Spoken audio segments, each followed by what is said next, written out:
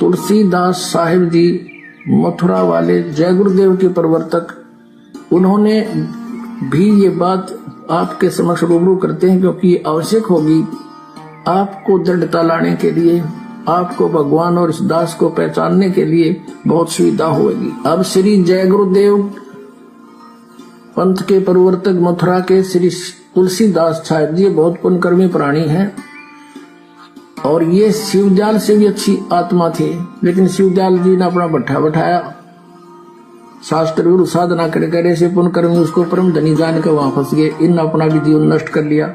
सन 1971 में, सन 1954 से पहले से ये सत्संग करा तुलसीदास जय गुरुदेव पंथ का प्रवर्तक मथुरा वाला, और सन 1954 से उस समय इसकी बैटरी फुल थी चार्ज पिछले जन्म की। 1971 में इसने भविष्यवाणी करी इस दास के लिए। 7 सितंबर 1971 को इन्होंने कहा कि वो जो तत्वदर्शी संत है वो अब 20 वर्ष का हो चुका है।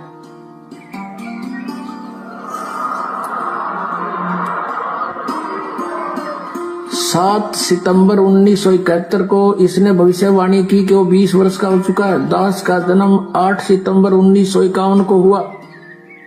7 सितंबर 1971 को पूरा 20 वर्ष का हो चुका था। 8 सितंबर को 21वां वर्ष शुरू हो जाना था।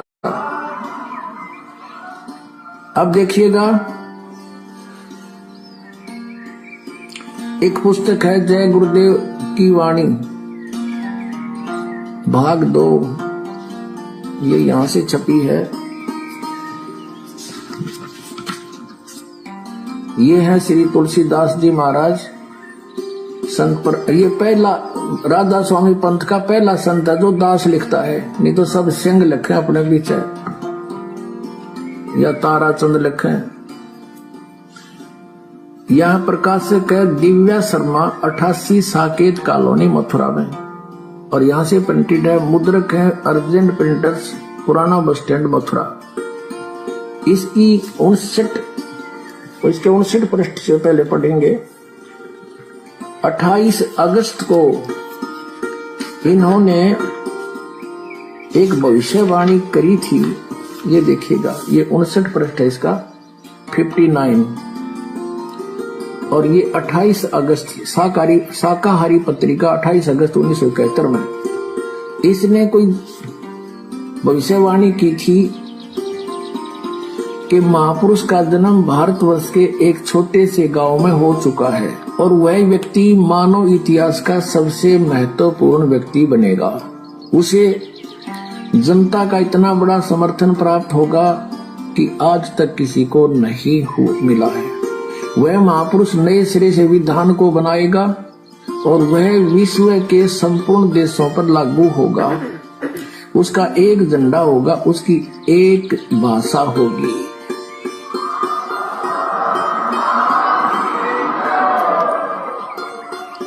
अब ये स्टेटमेंट, ये भविष्यवाणी समझो या सच्चाई, क्योंकि भविष्यवाणी तो है आगे की, इसने तो बता दिया कि हो चुका है। ये 28 अगस्त को इसने ये स्टेटमेंट दी। फिर लोगों ने पूछा जी कौन है, कहाँ है बताओ। तो फिर आगे 7 सितंबर को, यानी इस 50 पृष्ठ पर लिखा है, इसके बाद देखिएगा, इसी पुस्तक के 50 पृष्ठ पे लिखा है। शाकाहारी पत्रिका 7 सितंबर 1971 वाली, इस दिन स्टेटमेंट दी इन्होंने कि क्या दिया, 7 सितंबर 1971 को वो 20 वर्ष का हो चुका है। दास का जन्म 8 सितंबर 1951 को हुआ। 7 को दास पूरा 20 वर्ष का हो गया और 8 को 21 माह शुरू हो गया। यहाँ कहा इसने कि वह अवतार जिसकी लोग प्रतीक्षा कर रहे हैं 20 वर्ष का हो चुका है 7 सितंबर 1971 को। यदि उसका पता बता दूं तो लोग पीछे पड़ जाएंगे। अभी ऊपर से आदेश बताने के लिए नहीं हो रहा है। मैं समय का इंतजार कर रहा हूं और सभी महात्माओं ने समय का इंतजार किया है। समय आते ही सबको सब कुछ मालूम हो जाएगा। बोलो सतगुरुदेव।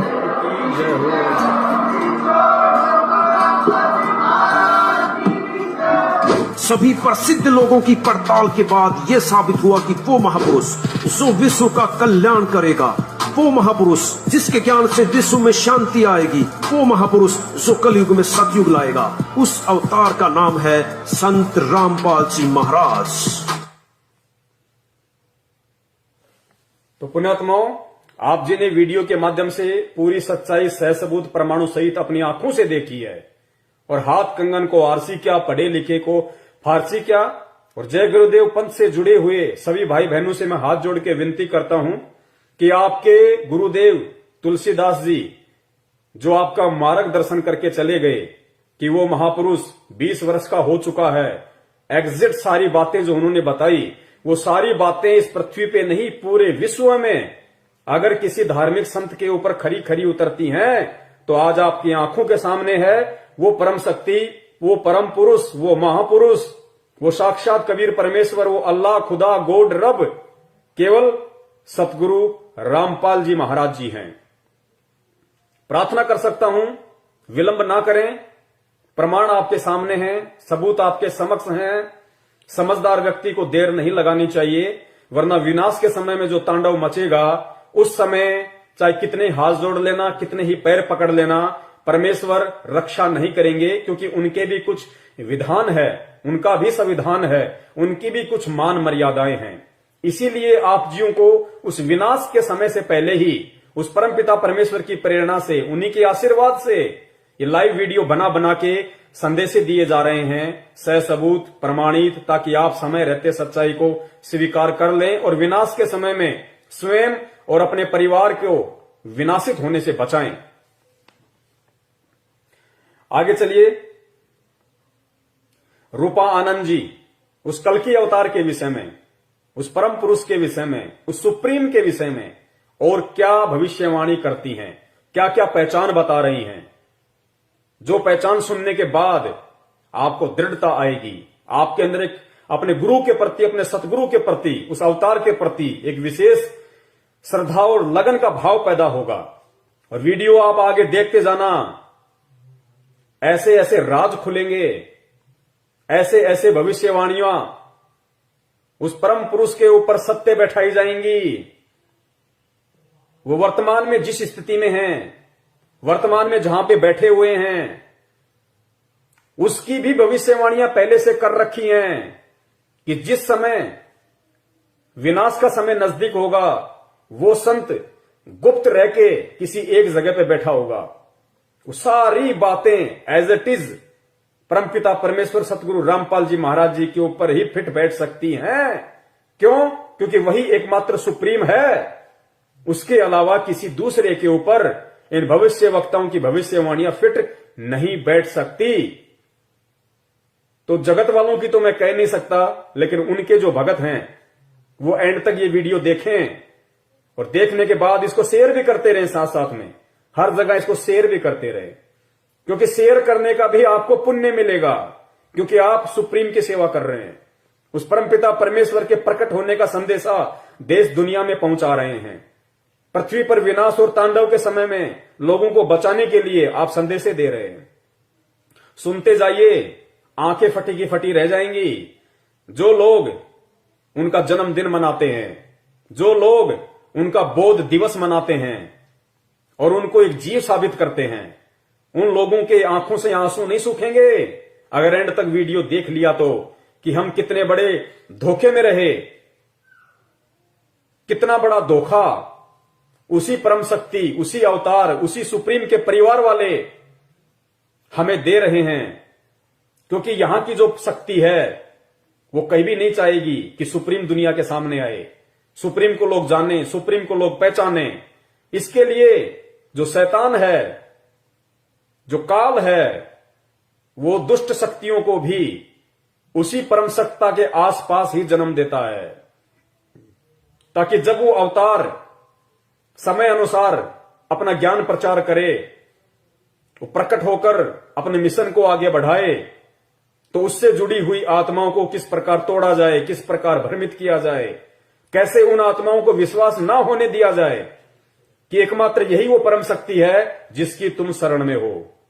कैसे उनकी मर्यादाओं का खंडन करवाया जाए, कैसी कैसी सूक्ष्म चाल खेलकर उन लोगों को भ्रमित किया जाए। इसलिए मैं निवेदन करता हूं उस परमपिता परमेश्वर सतगुरु रामपाल जी महाराज जी से जुड़े हुए भाई बहनों से कि अगर विश्वास करना है भक्ति मार्ग पे, अगर विश्वास करना है अपने उद्धार के लिए, मोक्ष के लिए, सिर्फ और सिर्फ अपने परम पूज्य सतगुरु देव के ऊपर, और सतगुरु देव जी ने सत्संगों में जो वचन कहे हैं, सत्संगों में जो आदेश दिए हैं, केवल उन्हीं को फॉलो किया जाए।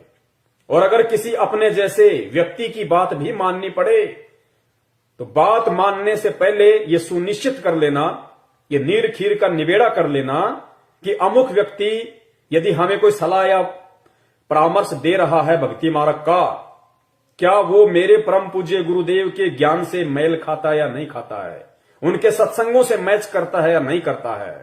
अगर करता है तो सहर्ष स्वीकार कीजिए, अगर नहीं करता है तो उस व्यक्ति को तुरंत धुतकार देना चाहिए, उसको अपने से दूर कर देना चाहिए या खुद उससे दूर हो जाना चाहिए, क्योंकि वो काल का एजेंट होगा।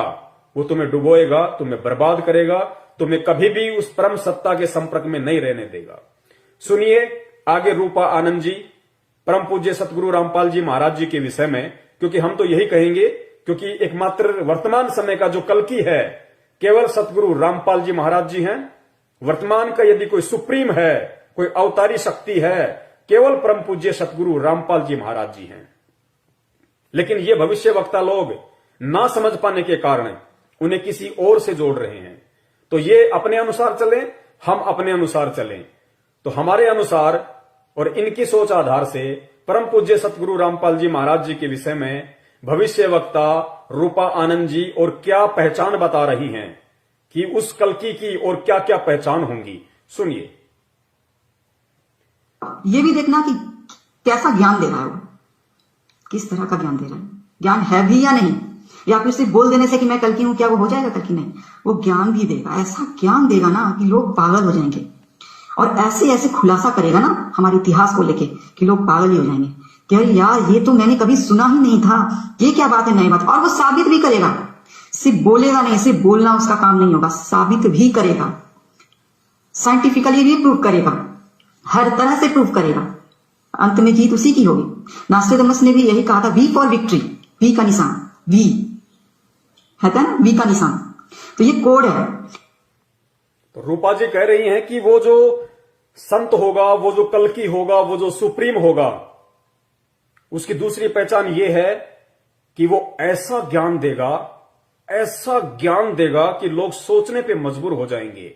इतिहास को लेके, इतिहास क्या, धार्मिक सदग्रंथ, वेद, कुरान, पुराण, बाइबल, इन सब को लेके वो ज्ञान देगा, वो रहस्य खोलेगा, वो बातें बताएगा कि लोग सुन के हैरान हो जाएंगे कि यार आज से पहले तो हमने कभी ये सुना ही नहीं, किसी ने बताया ही नहीं।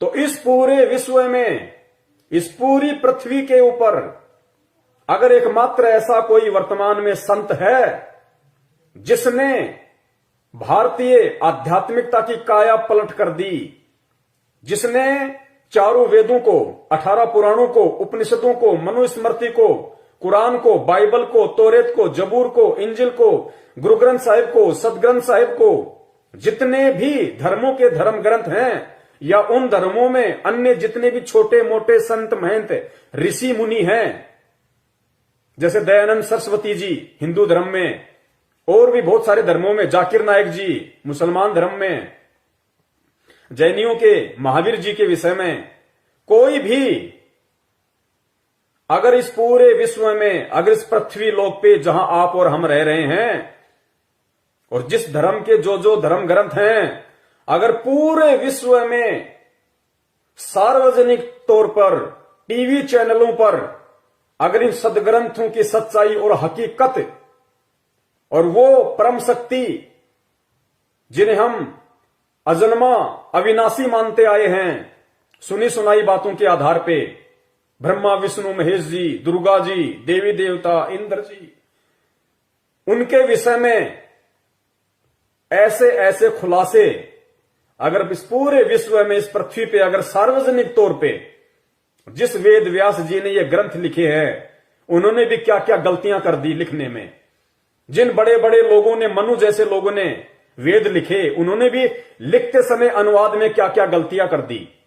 और वर्तमान के जो धर्म के ठेकेदार हैं, जो वेदों को सामने रख के अपने भक्तों को सत्संग सुनाते हैं, वो कितना कुप्रचार कर रहे हैं। अध्यात्मता को ना समझ के कितना उल्टा ज्ञान प्रचार कर रहे हैं।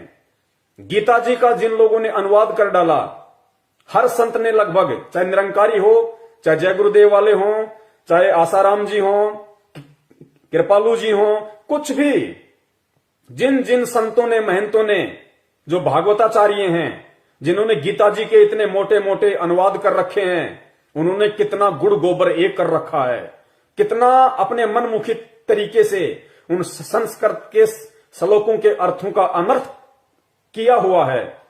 उन गलतियों को भी यदि इस विश्व में पहली बार किसी ने सार्वजनिक किया है, केवल परम पूज्य सतगुरु रामपाल जी महाराज जी। क्योंकि इस पूरे विश्व में वर्तमान समय में अग्नि संत ग्रंथों को खोल खोल के इनके अंदर से अगर किसी ने बताया है कि ब्रह्मा विष्णु महेश, जिनको तुम अजर अविनाशी कहते हो, कि इनकी कभी जन्म और मृत्यु नहीं होती, इनके कोई माता पिता नहीं है, परम पूज्य सतगुरु रामपाल जी महाराज जी ने उसी देवी भागवत के अंदर 6वां स्कंद पेज नंबर 123 खोल के देख लेना। स्पष्ट तौर पे, अब तो यूट्यूब पे लाखों वीडियो पड़े हुए हैं, आप यूट्यूब पे जाके सर्च कीजिए कि ब्रह्मा विष्णु महेश के माता पिता कौन है। ब्रह्मा विष्णु महेश जन्मते मरते हैं, आप सर्च कीजिए, आपको ढेरों प्रमाण मिलेंगे। आप ही के सदग्रंथों को, जिनको पढ़ते पढ़ते आपकी आंखें नहीं थकी, और पढ़ाते पढ़ाते उन नकली और मोतियाबिंद के शिकार भागवताचार्य संत महंतों की आंखें नहीं थकी। कैसा उल्टा ज्ञान प्रचार कर गए। इन्हीं शास्त्रों में लिखा हुआ है कि ब्रह्मा विष्णु महेश की भी जन्म और मृत्यु होती है। और परमेश्वर ने बताया कि कौन ब्रह्मा का पिता है, कौन विष्णु की मां, शंकर का दादा कौन है, पंडित जी हमको दो बताए। लोग कहते हैं दुर्गा, दुर्गा को लोग माता कहते हैं। दुर्गा अगर माता है तो उसका पति कौन है? अगर उसका पति नहीं है तो सिंदूर क्यों लगाती है, हार श्रृंगार क्यों करती है? तो ये सारे रहस्य कि दुर्गा का पति कौन है, काल भगवान है। कौन ब्रह्मा का पिता है? काल निरंजन, ज्योति निरंजन, जिसको ब्रह्म कहा जाता है। कौन विष्णु की मां दुर्गा। और कौन शंकर का दादा है? शंकर का दादा कबीर परमात्मा। ये सृष्टि रचना में, आप ही के सदग्रंथों में, आप ही की गीता से, आप ही के वेदों से उस परमात्मा ने साबित किया है। तो ऐसा ज्ञान किसने दिया?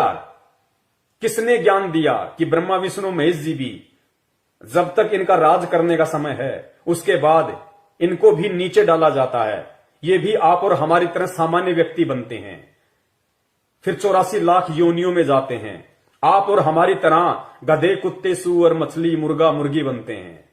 किसने बताया?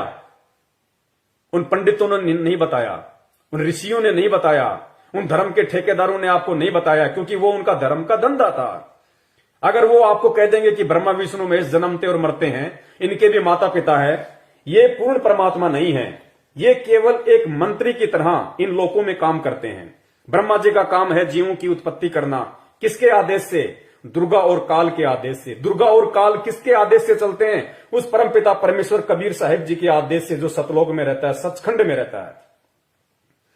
अगर ये लोग ये बातें बता देते, कहीं से इनको मालूम भी पड़ जाता थोड़ा बहुत, तो फिर दुनिया इनसे पूछती, इनसे सवाल करती कि भाई अगर ब्रह्मा विष्णु महेश भी भगवान नहीं है, अगर इनकी भी जन्म और मृत्यु होती है, तो फिर भगवान है कौन? तो फिर इनको भगवान का नहीं पता। ये क्या बताते लोगों को? इनका धंधा ठप हो जाता, इनका पेट, इनकी रोजी रोटी जो इन धर्मशास्त्रों के ऊपर टिकी हुई है, टिकी हुई थी, इनका धंधा चौपट हो जाता। ये और इनके बच्चे भूखे मरने की नौबत पे आ जाते। इसलिए इन्होंने सच्चाई समाज को नहीं बताई। तो ये खुलासे किसने किए? किसने खुलासा किया कि जिस इंद्र भगवान को बहुत बड़ी परम शक्ति मानी जाती है, जिसको स्वर्गलोक का राजा माना जाता है, जब वो अपना राजकार्य पूरा कर लेता है इंद्र, उसके बाद में सीधा वो पृथ्वीलोक पे आके गधे की योनि प्राप्त करता है, गधे की, जिसके ऊपर कुम्हार 2.5 मन का बोरा रख के सारा दिन ईंटें ढोता है। कौन बनता है? इंद्र देवता। किसने खुलासे किए? किसने बताया? किसने बताया वेदों को खोल के? किसने प्रमाणित किया कि पूर्ण परमात्मा जिसने सारी सृष्टि रची है, ब्रह्मा विष्णु महेश भी जिसके ही पुत्र हैं, उसी की आत्मा है। दुर्गा भी उसी की आत्मा, उसी की बेटी है। दुर्गा से ऊपर जो ब्रह्म है, जो काल भगवान है, जो गुप्त रहता है, किसी के सामने नहीं आता, जो प्रतिदिन 1 लाख आत्माओं का भोजन करता है। हम मरते हैं, हमारे पूर्वज मर गए, कहां जा रहे हैं? लिख दिया जाता है स्वर्गलोक, स्वर्गलोक, स्वर्गलोक। जाते हैं सीधा तपतशिला के ऊपर, भून भून के खाता है। किसने रहस्य उजागर किया? तो ऐसा ज्ञान रूपा आनंद जी की भविष्यवाणी के अनुसार ये रहस्य किसने खोला?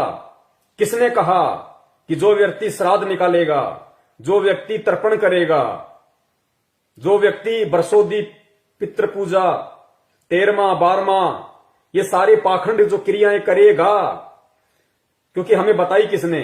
उन्हीं धर्म के ठेकेदारों ने, जो इन धर्म के ठेकेदार बने हुए थे, इन वेदों के ज्ञाता बने हुए थे, जिन्हें वेदों का भी नहीं पता था। उन लोगों ने पूरे समाज को भ्रमित किया, पूरे देश को उन्होंने भ्रमित किया। आज उस भ्रमणा से बाहर कौन निकाल रहा है? कौन हमारे को सत्य भक्ति दे रहा है? कौन हमारे को इस 84 लाख योनियों से मुक्त होने का रहस्य बता रहा है? कौन हमारे को वो सत्संग, वो आरती, वो मंत्र दे रहा है, जिनके प्रभाव से हम यहां भी सुखी हो सकते हैं, यहां भी हम सुख प्राप्त कर सकते हैं, और शरीर त्यागने के बाद हम इस 84 लाख इस जन्म मरण के रोग से, जिस रोग से ब्रह्मा विष्णु महेश भी नहीं बच सकते, उस रोग से हमें केवल यही परमपिता परमेश्वर संत रामपाल जी महाराज और इनके द्वारा जो भक्ति मंत्र, जो साधना दी गई है, एकमात्र यही वो हथियार है जो इस काल के जाल को काट सकता है, इस आत्मा का उद्धार, आत्म कल्याण कर सकता है। किसने खोले ये रहस्य? ऐसा ज्ञान किसने दिया? जिसने भी सुना उसकी नसें फट गई कि यार आज से पहले तो हमें ये किसी ने बताया ही नहीं, आज से पहले तो हमने किसी संत महंत बाबा से सुना ही नहीं। हम जिसके भी सत्संग सुनने गए, सामने बैठा, पद्मासन लगाया, माइक हाथ में लिया, रटा रटाया राग, आधा घंटा 1 घंटा आलापा, भक्तों में प्रसाद बांटा, अपने घर पे आ गए। किसने ये ज्ञान दिया कि मंदिर में भगवान नहीं है, मस्जिद में भगवान नहीं है, गुरुद्वारे में भगवान नहीं है? किसने ज्ञान दिया कि मूर्ति में परमात्मा नहीं है? पत्थर की मूर्ति ना सुन सकती, ना देख सकती, ना खा सकती, और तुम चेतन होके, हे प्राणी तू चेतन, तू देख सकता है, तू सुन सकता है, तू खा सकता है, तू महसूस कर सकता है, और वो पत्थर की मूर्ति जो ना सुन सकती है, ना देख सकती है, ना खा सकती है, ना बोल सकती है, तू चेतन होके जड़ के आगे माथा नहीं हो रहा? तू चेतन होके जड़ के पैरों पे पानी डाल के चरणामा समझ के पी रहा है। तेरे से बड़ा दुर्बुद्धि इंसान कौन होगा? तुझे भगवान ने क्यों मानुष तन दिया? क्यों 84 लाख योनियों से भिन्न तेरे को ये शरीर दिया परमात्मा ने? केवल अपनी पहचान करवाने के लिए। क्यों तुझे परमात्मा ने शिक्षा दी? इस वर्तमान समय में तुझे पैदा करके परमेश्वर ने तुझे अक्षर ज्ञान क्यों कराया? तुझे शिक्षा क्यों दी? ताकि तू अपने धर्म के इन धर्म ग्रंथों को पढ़ सके, समझ सके, किसी तत्वदर्शी संत की पहचान कर सके, जान सके उसके विषय में, और अपना आत्म कल्याण करवा सके। इसलिए परमात्मा ने तुझे सुंदर मानव दे दी है, तुझे ये बुद्धि बख्शी है उस परमपिता परमेश्वर ने। और तू ये सारी चीजें प्राप्त करके भी एक जड़ के ऊपर, एक पत्थर के ऊपर आश्रित होकर बैठा है। तेरा आत्म कल्याण कैसे होगा? तो इस पूरे विश्व में सभी धर्मों के धर्म ग्रंथों को खोल खोल के ये गूढ़ रहस्य जो सतयुग से लेके आज तक किसी ने नहीं बताया, किसने बताया, किसने समझाया? केवल इस कल्कि ने, केवल इस सुप्रीम ने, परम पूज्य सतगुरु रामपाल जी महाराज जी ने। और पूरे विश्व में वर्तमान समय में ऐसा कौन वो एकमात्र संत है, महापुरुष है, जिसने शंकराचार्यों से लेके जितने भी संत महंत हैं जो आध्यात्मिक पद पे विराजमान हैं, उन सबको आध्यात्मिक ज्ञान चर्चा के लिए, इन शास्त्रों पे डिबेट के लिए आमंत्रित किया, उनको निमंत्रण पत्र भेजे, अपने सेवकों के माध्यम से उनके पास संदेशे भिजवाए कि भाई आओ, तुम भी संत हो, मैं भी संत हूं। संत का काम समाज सुधारना है, आत्माओं का उद्धार करना है। क्यों ना हम सब एक मंच पे इकट्ठे हो जाएं। तरह तरह के वचन, तरह तरह की विचारधाराएं समाज में जा रही हैं, दुनिया भ्रमित हो रही है, किस संत को अच्छा माने, किसके ज्ञान को अच्छा माने, क्या सही है क्या गलत है, लोग भ्रमित हो रहे हैं। तो एक मंच पे आओ। और गुरुदेव ने कहा कि भाई यदि तुम्हारा ज्ञान सत्य होगा और यदि तुम शास्त्रों में जो बातें तुम बोलते हो कि ब्रह्मा विष्णु महेश कभी जन्मते नहीं, मरते नहीं, इनके कोई माता पिता नहीं, ये तो अजरो अमर हैं, इस बात का यदि इन शास्त्रों में यदि कोई प्रमाण दिखा दोगे तो मैं तुम्हारी बात को मानूंगा और मैं भी तुम्हारा शिष्य बन के तुम्हारी भक्ति करूंगा। और अगर प्रमाण नहीं है और यदि मैं प्रमाण दिखा दूं तो तुम्हारे को मानना पड़ेगा। कोई नहीं आया, कोई भी नहीं आया।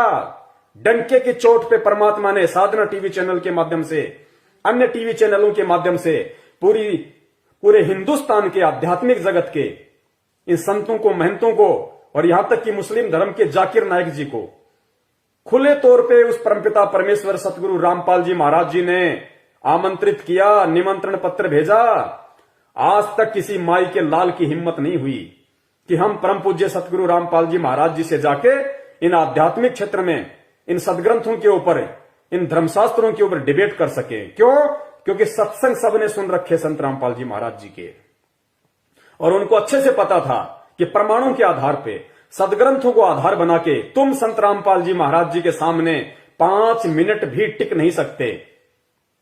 और जनता शिक्षित है, अब पहले वाली जनता नहीं है कि लोग पागल हैं, लोग मूर्ख हैं, जो ज्यादा संस्कृत बोल देगा तो लोग तालियां पीट देंगे। नहीं, लोग शिक्षित है, सबके पास एंड्रॉयड मोबाइल हैं।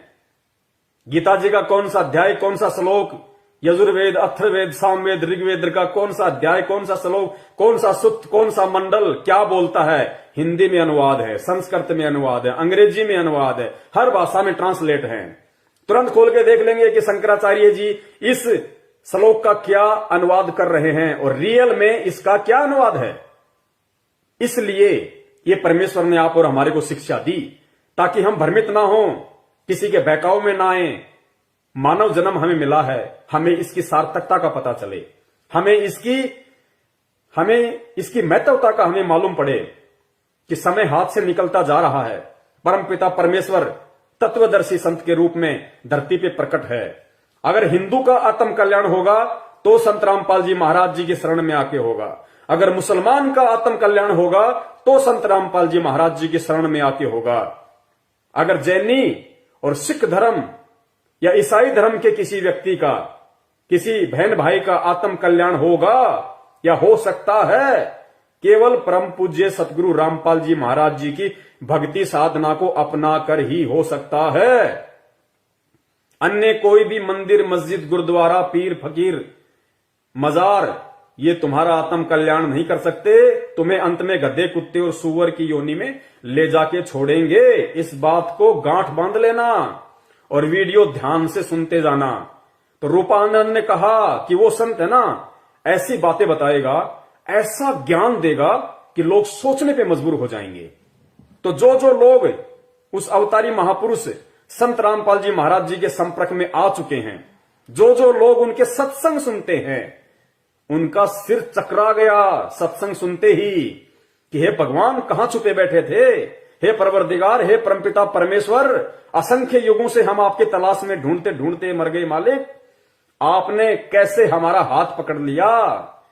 ये ज्ञान आज से पहले कहां छुपा था। हम रोज गीता पढ़ते थे, रोज हम गीता का पाठ करते थे, बहुत सारे संतों की शरण में गए, उनके सत्संग सुने।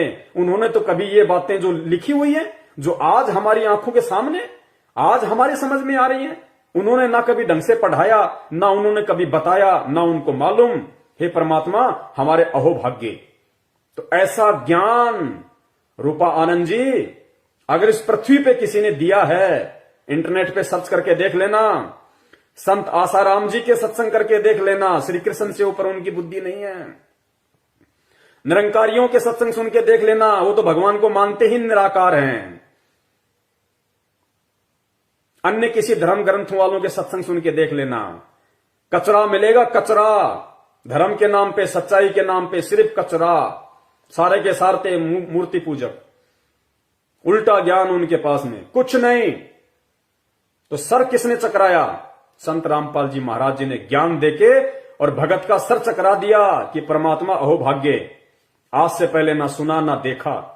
सब लोग यही रट्टा रट रहे थे, ब्रह्मा विष्णु महेश से ऊपर कोई नहीं, उनसे ऊपर कोई नहीं। अरे उनसे ऊपर तो बहुत हैं, उनसे ऊपर तो उनकी माता दुर्गा है। दुर्गा से ऊपर दुर्गा का पति काल भगवान है, ज्योति निरंजन, जिसको ब्रह्म बोलते हैं, जो 10वें द्वार पे बैठा रहता है।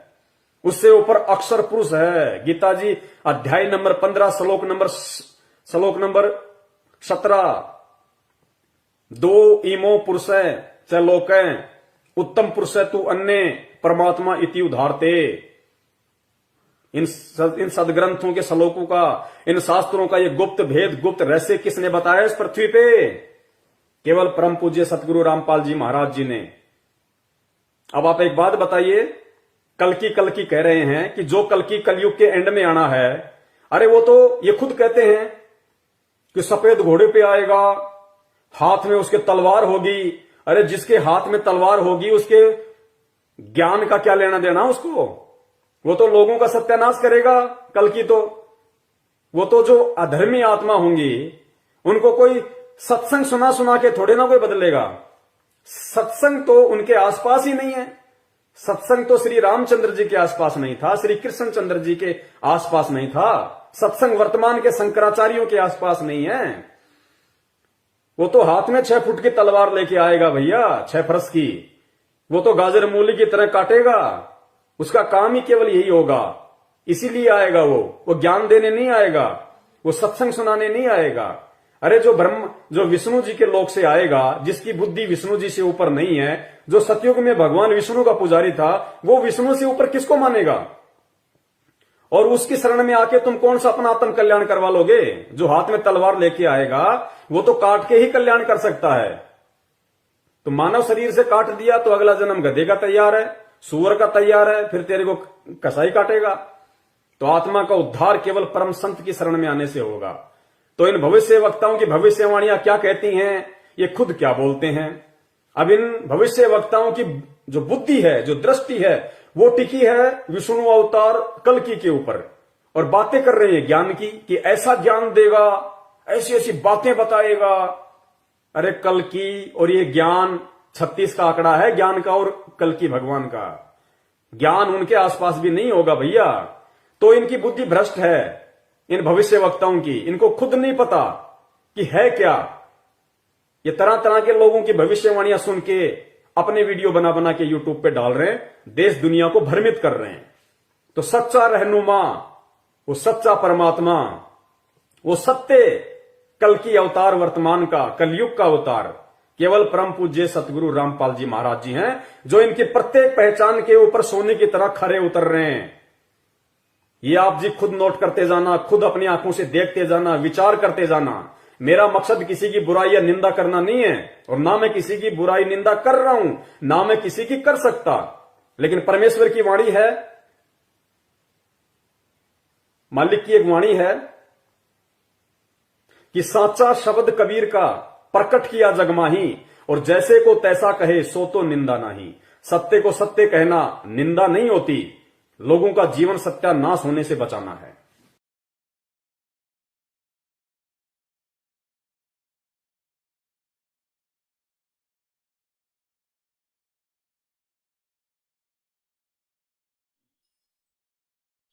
भाई सतगुरु तिलक अजप्पा माला, युक्त जटा रखवावे।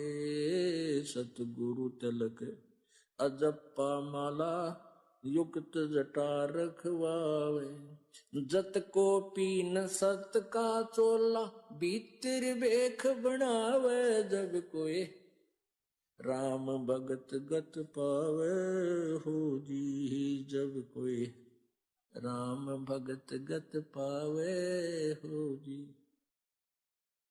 भाई लोक लाज मर्याद जगत की, तरण जो तोड़े बगावे। लोक लाज मर्याद जगत